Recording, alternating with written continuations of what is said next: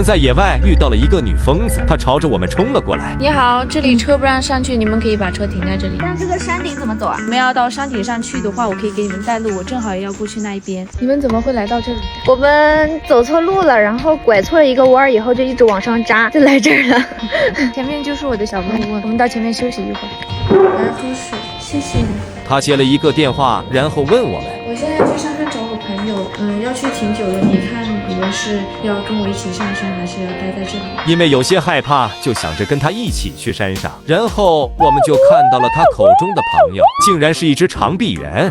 他又打不过，他又爱他健硕的肱二头肌，看到了吗？背肌，健身不见腿的后果。牛蛙呀！你才是牛啊！哼！没老婆，他现在已经是孤独一辈子了。现在给他找一个同一个品种的，不一定他能看上啊。假如说他看上了，他也没有那个能力了啊。他一般吃什么？野果他会吃，然后还有那些野草，他自己会去找。他不吃肉的吧？不吃，他吃小昆虫。这个目前就差一个。有4只，但是像它这种品种的话，才有1只。白眉，白眉长臂猿，濒危了已经是。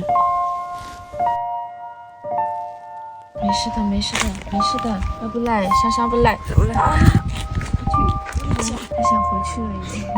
回那里。在家吗？送完丁丁，他说还有其他朋友在等着我们。看陆老二。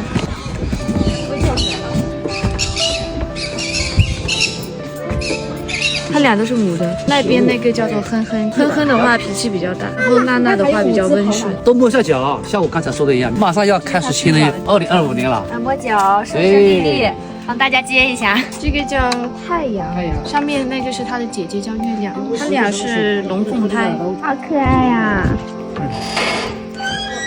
感觉这边环境好好啊，随处都能出片。平时我都在跟小动物打交道，记录最多的就是小动物。那我给你拍几张，可以啊，我会拍照的，正好。拍照前先化个妆。我可不可以先把这个睫毛摘掉？戴一天有点不舒服。